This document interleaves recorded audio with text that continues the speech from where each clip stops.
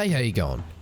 I suck at basketball, and I have an upcoming school project, so with all of my 4 brain cells I conjured up an idea. Why not kill 2 birds with 1 stone? So this is my journey of learning how to spin a basketball on my finger. So day 1 was pretty much me trying to feel out how I would actually accomplish this. So the attempts, they were pretty poor. You can see my form is absolutely garbage, and I was pretty much making no progress. There were a few outliers where I managed to spin the ball longer than a few seconds, but for the most part, 1 or 2 seconds was my longest time. Day 2 wasn't much different. Although I did practice in my room this time because it was way too hot outside, you can see that I'm starting to gain a little bit more control, but obviously my technique is still absolutely horrible, and I managed to pull this off.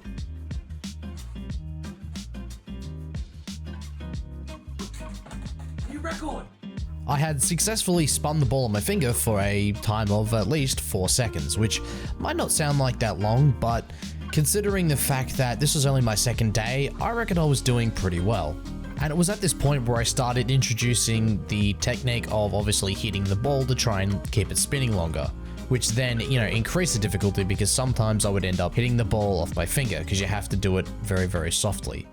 Moving on to day 3, and this was the day that I started making a huge improvement on my technique. As you can see, I was getting longer and longer times, and I was starting to become more and more consistent. I think this is a great time to also mention that I got this idea from the popular YouTuber Mike Boyd, and he made a fantastic video learning this exact same skill, and that's where I got this video idea from. So if you haven't subscribed to him already, go subscribe to him. He makes all sorts of content like this where he learns different kind of skills, and he is very, very talented. It was also around this time that I learned to throw the ball up a little bit more consistently and with a little bit more accuracy, because if I throw it up wrong or if I throw it up too slowly, obviously the spin won't be as good. So I started putting what I've learned so far into use to try and, get a longer spin. But obviously, as you can see, I still wasn't getting a time longer than I was the previous days.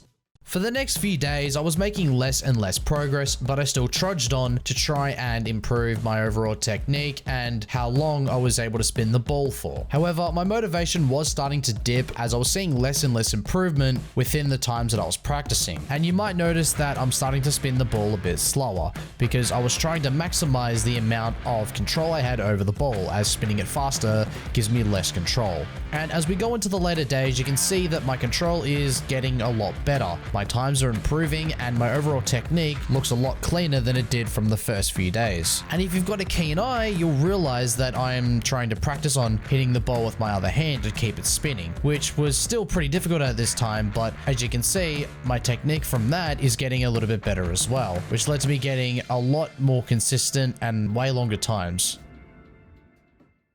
Throughout the second week of practicing, I tried to focus more on how I was spinning the ball rather than trying to get longer times. And you can see that I was getting longer times, however, the ball was still going out of control because I didn't still know how to control the ball yet. Also, it was at around this time that my motivation hit an all-time low because I was starting to feel like I was making less and less improvements, but in reality I was making quite a lot of progress. This led me to not practice as much and therefore make less and less progress. Something else I was trying to improve on is not actively thinking about spinning the ball, and this will just come from more and more practice. But at this point in my journey, I felt pretty confident that I could at least spin the ball for 5 seconds. And regardless of if I was able to spin the ball for 30 seconds or not, I had already made a massive improvement to before I even started this challenge.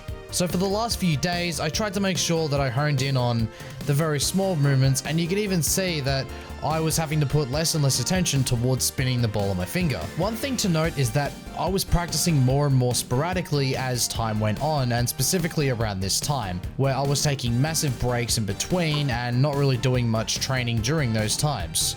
But you can see on my last few days that my control was still there and that I was still getting better and making huge improvements in terms of control.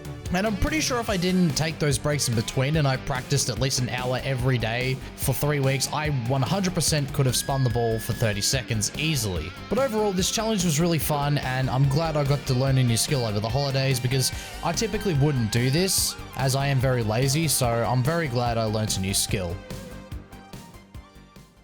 So, what are the results? Well, after around 3 weeks of training, pretty much every day, these are the results. This is me on day 1, and this is me at the end of the challenge.